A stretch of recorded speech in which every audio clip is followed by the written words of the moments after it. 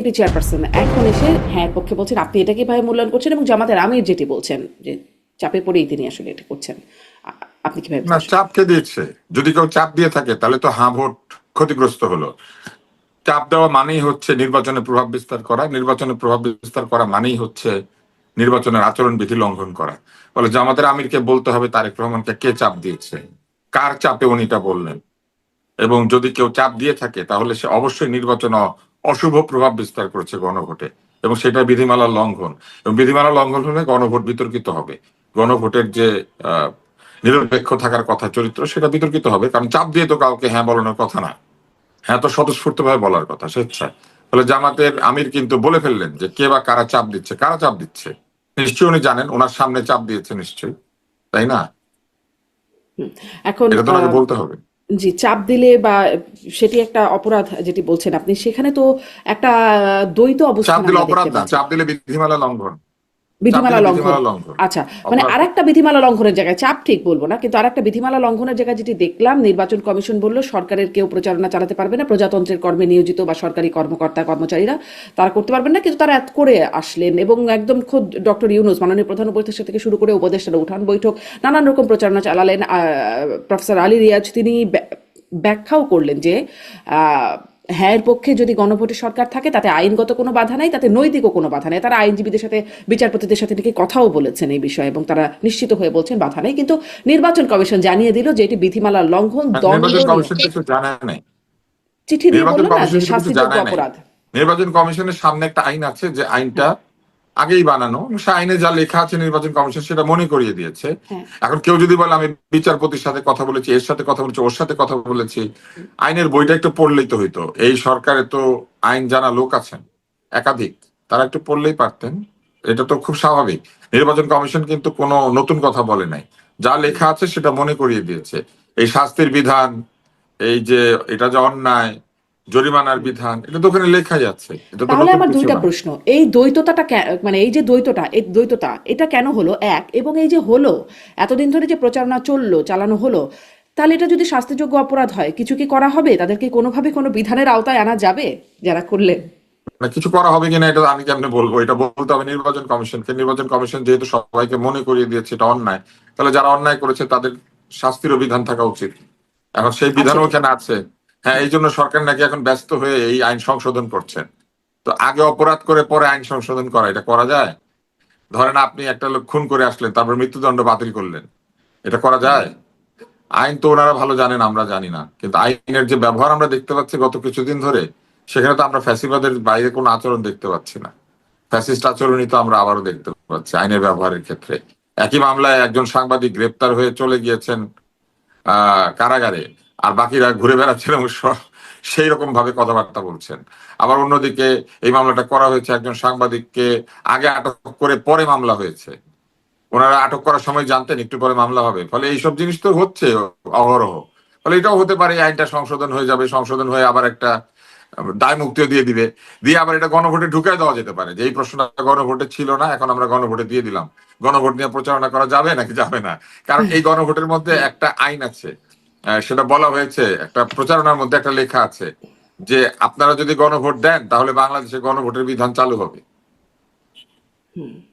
আমি গণভোট দিচ্ছি তাহলে কিভাবে? গণভোটের বিধান চালু করার জন্য গণভোট দিচ্ছি? ব্যাপারটা কোনো অদ্ভুত কথাবার্তা। তো এরকম আছে তো ওখানে। তো আসলে কিছু বলার নাই। ওই পরশুরামের একটা গল্প পড়েছিলাম, সেই পরশুরামের গল্পটার মধ্যে ছিল এরকম যে কবিরাজের কাছে রোগী যায়, তো কবিরাজ নানান সিমটমের কথা বলে। তো বললে রোগী বলে যে না এটা তো নাই, তখন কবিরাজ বলে আছে, জানতে পারো না। তো এই গণভোটটা এরকম হয়েছে, সবকিছু এটার ভিতরে আছে, শুধু জনগণ আছে কিন্তু জানতে পারে না। হ্যাঁ, এই এই জানতে পারে না, এটা আবার জেড দিয়ে বানান করেছিল। হ্যাঁ, তো এটা পরশুরামের গল্প, রাজশেখর বসুর। এটা খুবই বিখ্যাত গল্প, যে কবিরাজের কাছে, ডাক্তারের কাছে যে গিয়েছে আর কি। সে ডাক্তার নানান সিমটমের কথা জিজ্ঞেস করে, যে তোমার কি পেট ভুটভুট করে, তোমার কি বাতকর্ম হয়, তোমার কি মাথা ঘুরায়, তোমার কি শিন শিন করে, পিন পিন করে, এগুলো জিজ্ঞেস করে আর কি। তখন রোগী মাথা নেড়ে বলে না না এটা তো নাই। তখন বলে আছে, জানতে পারো না। মানে আছে কিন্তু আমরা জানতে পারি না। তো ওইরকম প্রথমে এটা আইনের মধ্যে ছিল, কিন্তু নির্বাচন কমিশন জানতে পারে নাই। জানতে না পারার কারণে দেরি করেছে। তারপরে যখন এটা দিয়ে দিয়েছে তখন আমরা বুঝতে পেরেছি যে সরকারও যেটা আছে জানতে পারে নাই। তখন এই যে দুই পক্ষই যে জানতে পারে নাই, এই জন্য এখন জানাজানি হয়ে গেছে, সেই জন্য এখন তারা আইনটা বদলাবে। কিন্তু সেটাও আবার আমরা কি আইন বদলাবে বা সংশোধন করবে, আজকে দেখলাম পত্রিকা সমকালে, আমি সেটা দেখে বলছি, এটাও আবার আমরা জানতে পারছি না। এখন এটা করে ফেলার পরে আবার এটা এরকম হয়তো লুকিয়ে থাকবে আইনটা, আবার কেউ লঙ্ঘন করলে আবার নির্বাচন কমিশন বলবে যে এটা কেন করলেন, তখন আবার হয়তো সংশোধন হবে। মানে এইটা একটা ছেলে খেলা আমার কাছে মনে হচ্ছে। কিন্তু এত আইন না অবুঝ। জানাটা আবার তো কোনো, আপনিও বলছিলেন যে এখন আইন সংশোধন করাটা এবং তারপরে তার আগেটা, মানে আইন না জানা তো আর কোনো ডিফেন্স না। মোস্তফা ফিরোজ, আপনার কাছ থেকে এটা এটা জানতে চাই যে নির্বাচন কমিশন এখন এসে মনে করিয়ে দিল, কারণ বিষয়টা আগেই ছিল, স্পষ্ট করছিলেন ডাক্তার আব্দুল নতুন স্যার যে এটা তো আইনে আগেই ছিল, মনে করিয়ে দিল। আইনের লঙ্ঘন যে তাহলে হলো, এটার কি কোনো প্রতিকার থাকবে? রাষ্ট্রীয় টাকা খরচ করে, মানে লঙ্ঘনটা হলো যেটি, সেটা রাষ্ট্রীয় টাকা খরচ করেই সরকারি কর্মকর্তারা, সরকারি উপদেষ্টার প্রচারণা চালাবে। নির্বাচন কমিশন তো আসলে ভয় পেয়ে গেছে, তারা বুঝতে পারছে যে ভবিষ্যতে যদি কেউ মামলা টামলা করে তাহলে তো এটা তো আসামি হয়ে যাবে। তো পরে দেখছে যে না, এটা যদি আমরা একটা ফর্মালি যদি প্রোটেস্ট না করি তাহলে আমাদের এতে থাকবে যে এইরকম একটা মানে আইন লঙ্ঘনের ঘটনা ঘটছে, নির্বাচন কমিশন নিশ্চুপ ছিল। আগেও যেমন বহু ঘটনা ঘটছে, নির্বাচন কমিশন নিশ্চুপ ছিল, তো সেই তালিকার মধ্যে এই কমিশনও যুক্ত হয়ে যাবে। তো সেই ভয় থেকেই তারা দ্রুত বেগে একটা এ করলো। নতুবা আমরা কিন্তু বলছিলাম যে এটা কেমন কথা হলো যে প্রধান উপদেষ্টা নিজে এর পক্ষে জাতির উদ্দেশ্যে ভাষণ দিচ্ছেন, উপদেষ্টারা নেমে গেলেন, একটা কমিটিও করা হলো, সমস্ত সরকারি প্রতিষ্ঠান, স্বায়ত্তশাসিত প্রতিষ্ঠানগুলোকে বলা হচ্ছে যে এর পক্ষে বলতে হবে, ব্যাংকগুলোকে বলা হচ্ছে এর পক্ষে তাদের বিজ্ঞাপন দিতে হবে। তো এটা কেমনে হয়? রাষ্ট্র যে প্রতিষ্ঠানগুলো, এরা তো নিরপেক্ষ থাকবে নির্বাচনের সময়, সে না হোক অথবা জামাত বিএনপি নির্বাচন হোক, যে কোনো নির্বাচনেই মানে রাষ্ট্র প্রশাসন নিরপেক্ষ থাকবে, এটাই হচ্ছে বিধান। এটার জন্য তো এত আইন কানুন বোঝার দরকার নেই। তো সেটা বলে যে না, এটা নাকি এমন একটা আইন করা হয়েছে যে সেখানে ভোটের পক্ষে পুরো রাষ্ট্র নেমে যাবে, আর যারা না বলবে তারা হবে ফ্যাসিবাদের দোসর, আওয়ামী লীগের দোসর, না ইত্যাদি ইত্যাদি। তারপরে কি যেন একটা ফতোয়া দিল দেখলাম শফিকুর রহমান, যে আজাদি না গোলামি, না হলে গোলামি হবে। তাইলে আমি মানে গোলামি হব, ফ্যাসিবাদের দোসর হব, আওয়ামী দোসর হব, তাহলে সেটা তো একেবারে কিল করে ফেলা উচিত। একটাই থাকবে, হাতে ভোট দিতেই হবে এবং বাধ্যতামূলক। আপনি দেখবেন যে উত্তর কোরিয়ায় নাগরিকদেরকে আর একটা বিষয়ে ডক্টর শফিকুর রহমান জামাতের আমির তিনি বললেন যে এখন চাপে পড়ে এর পক্ষে বলেছেন তারেক রহমান। এটা কি আপনাদের দুজনের কাছে এটা এই বিষয়টা একটু জানতে চাইবো যে এতদিন আসলেই আমরা শীর্ষ পর্যায়ে একদম তারেক রহমানের কাছ থেকে গণভোট প্রসঙ্গে অন্তত কিছু শুনি নাই, এই এখন এসে বললেন এর পক্ষে। এর আগে আমরা বিএনপির পক্ষ থেকে একদম শুরুর দিকে একরকম নেগেটিভ ক্যাম্পেইনে ছিল যে গণভোটে না, যারা নেতারা তারাও অনেকে বলেছেন যে প্রচারণায় বলেছেন নায়ের পক্ষে, কিন্তু শেষ পর্যন্ত মির্জা ফখরুল ইসলাম আলমগীর বলেছেন নায়ের পক্ষে যাবার কোনো কারণ নাই, কিন্তু এর পক্ষেও তিনি বলেন নাই। যদিও তারই পুরনো বক্তব্য যদি শুনি নভেম্বরের, তিনি বলছেন এসব গণভোট জুলাই সনদ যেগুলো মানুষ বোঝে না, বিদেশ থেকে আমেরিকা থেকে এসে শিক্ষিত লোকেরা এসে চাপিয়ে দিয়েছে বিষয়টা, এটা ছিল তারই বক্তব্য। এখন এসে আসলে তারেক রহমান বলছেন এর পক্ষে, গণভোটে পক্ষে। আসলে কেন এতদিন পরে এসে এর পক্ষে বলছেন? এই এর পক্ষে বলাটাকে আপনি কিভাবে দেখছেন? এটা কিছুটা মানে জি মোস্তাফিজ শুনি, আপনার কাছেও আসবো ডাক্তার তুষার জি। এটা একটা জনতুষ্টি পাওয়ার একটা চেষ্টা বা ভারসাম্য রক্ষা করার চেষ্টা। বিএনপি তো বেসিক্যালি এই ঐক্যমত্য কমিশনের যে সংস্কার, সেই সংস্কারের তাদের একটা ক্ষোভটা কি, যে আমরা নিজেরাই তো 31 দফা মানে সংস্কার কর্মসূচি দিয়ে মানে 2.5-3 বছর আগে আমরা জাতির উদ্দেশ্যে পেশ করছি। আমরা ক্ষমতা যে ওই সংস্কারগুলো বাস্তবায়ন করব, তার মধ্যে অনেকগুলো সংস্কার প্রস্তাব ঐক্যমত্য কমিশনের সাথে মিলে দেয়। তো এখন এই সংস্কারের কথা বলে লম্বা সময় নির্বাচন ঝুলে রাখা, এটাও বিএনপি পছন্দ করেনি।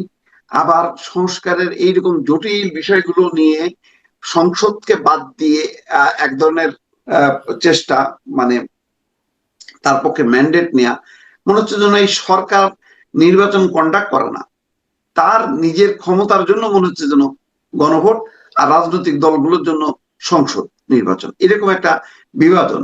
এই জায়গাটা বিএনপি পছন্দ করছে না, ঠিক আবার অপছন্দটাও মানে বলে একটা মানে নির্বাচনের যেই পরিবেশটা বা নির্বাচনটা ক্ষেত্রে এমন ছিল যে তারা আন্দোলনও করে নাই, বলছিল যে ডিসেম্বরের মধ্যে যদি সংসদ নির্বাচন দেয়া না হয় তাহলে তারা রাস্তায় নামবে।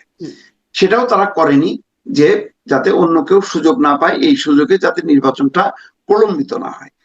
তো সেই কারণে অনেক ক্ষেত্রেই আমরা গত 1-1.5 বছরে বিএনপি অনেক কিছু পছন্দ করছে না, কিন্তু আবার বিরোধিতাও করছে না খুব তীব্রভাবে, কিন্তু আবার ভেতর থেকে এটা মেনেও নিচ্ছে না।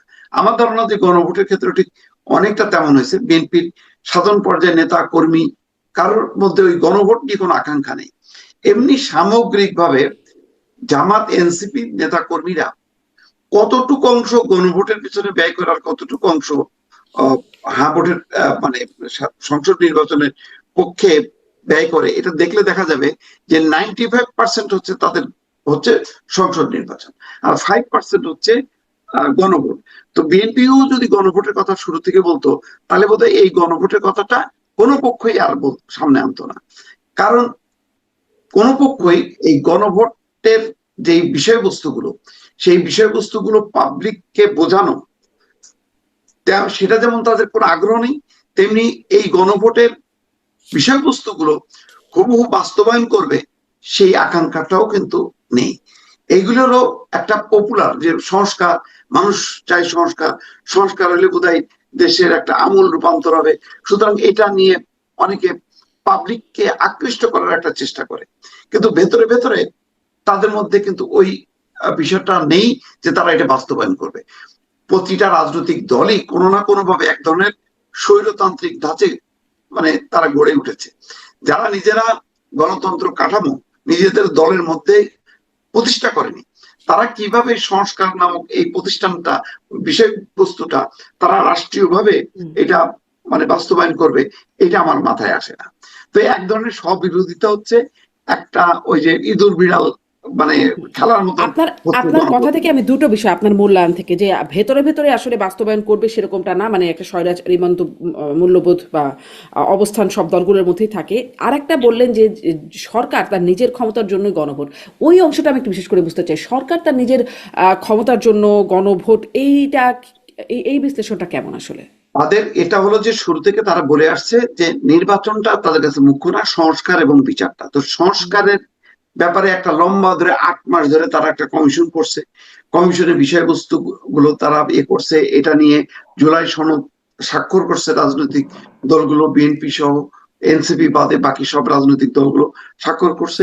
এখন তারা মনে করছে যে এই গণভোটটা যদি তারা পাশ করাতে পারে, এর পক্ষে যদি হ্যাঁ ভোট দেয়, তারা হয়তো ন্যাশনালি ইন্টারন্যাশনালি অ্যাওয়ার্ড মানে পেয়ে যাবে।